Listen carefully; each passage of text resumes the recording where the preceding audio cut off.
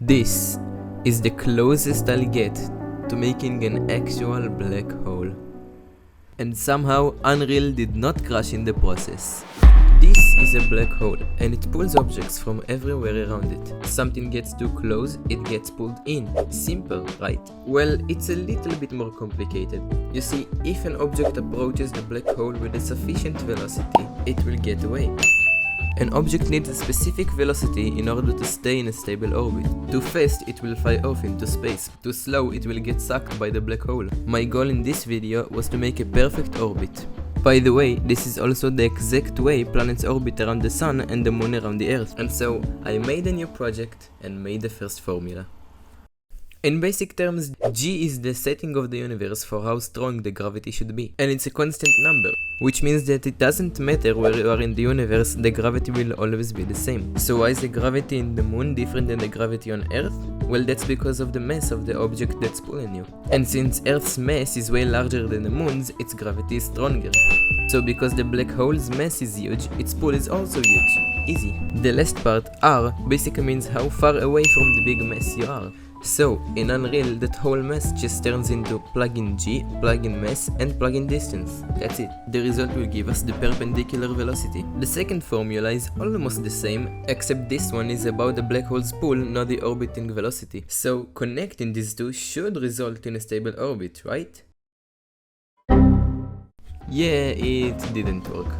So, after many hours of debugging and a little bit of cheating, I worked hard on this, please subscribe. I finally got it working.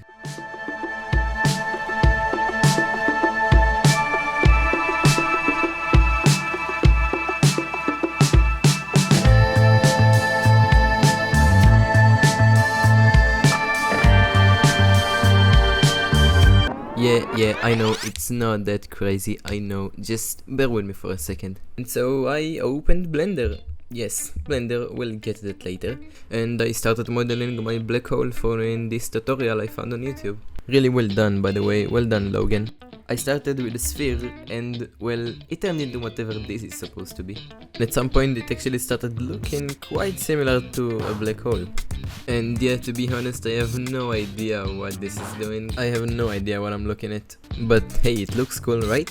So I went on following the tutorial, doing whatever Mr. Logan told me to do. At some point, my brain wasn't even functioning anymore. I wasted 20 minutes trying to figure out why my material doesn't show when the material view was off. But then all of a sudden things actually started to click. My black hole actually looked like a black hole. Look at this. But yeah, remember this? Yes, Blender, we'll get to that later. Well, for those of you who don't know, go ahead and make a material in Blender and try to import it into Unreal Engine. Yeah, I wish you luck because it's not possible. So I just wasted 4 hours of my life making a black hole in Blender, suffering through shader nodes I have no idea what they mean, only to not be able to use it on my final render. Sounds like fun, right? Well, this is fine. But I don't want fine, I want amazing. So I fought for my life, and went through all that again, this time in Unreal. No, I'm just kidding, it was actually very easy. But before we actually build a black hole, we first need to understand why it looks the way it does. Otherwise we're just guessing in 3D.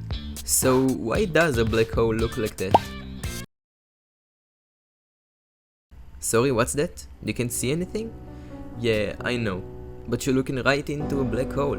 Here, is it better now? Sorry, what's that? It's missing the ring from above and below. Here, is it better now?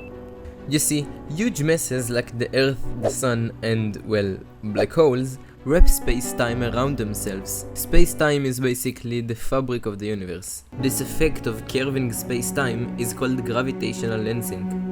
The bigger the mass, the stronger this effect is. By the way, bigger mass doesn't necessarily mean bigger size. It's more about how heavy the mass is. So, the ring from above and below isn't actually there. We're only seeing it because of how the black hole wraps the light from the backside of the disk.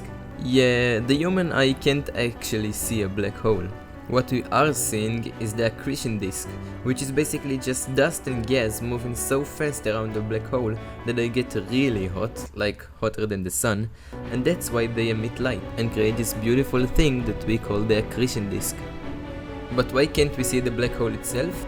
Because at one point, close enough to the black hole, the gravity becomes so strong not even light can escape. That boundary is called the event horizon. Since light can't escape, it can't reflect back to our eyes. That's why we can't see anything from that point on. Okay, now let's actually make the black hole. Like in Blender, I had to start by searching for a tutorial, cause while I am better at Unreal than at Blender, I'm still no expert. So eventually I found something. I actually found a tutorial in like 5 seconds, I just wanted to do this.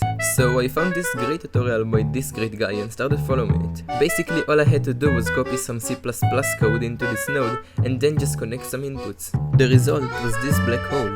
And after some configurations, this is what I came up with.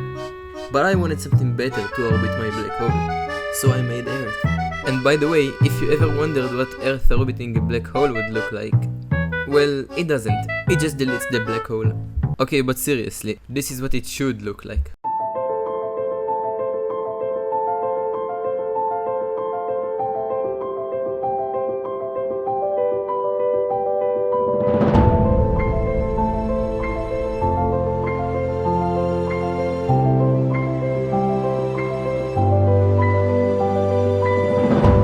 By the way, the Blender tutorial isn't better or worse than the Unreal tutorial, I'm just bad at Blender.